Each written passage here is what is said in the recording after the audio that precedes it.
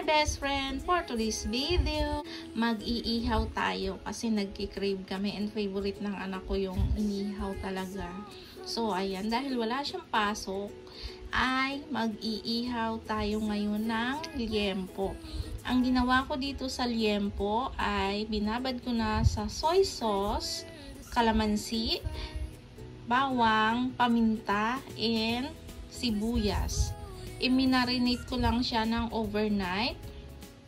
And meron din ako ditong tambakol ba to or tulingan. Ayan, isama na rin natin siya sa pag-ihaw kasi isang piraso lang siya. Papalikit muna tayo ng apoy.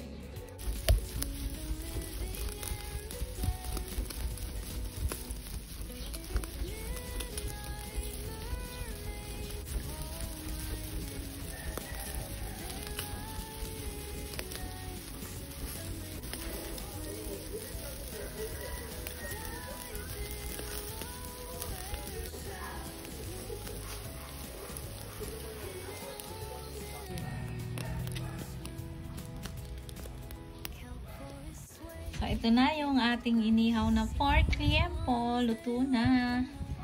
Ayan. Prepare na tayo para kumain. So, ito naman yung ating sausawan sa ating inihaw na liempo. Ang nilagay ko dito is soy sauce, sibuyas, siling labuyo, at dahon ng sibuyas or spring onion. So, ayan. Yummy yan.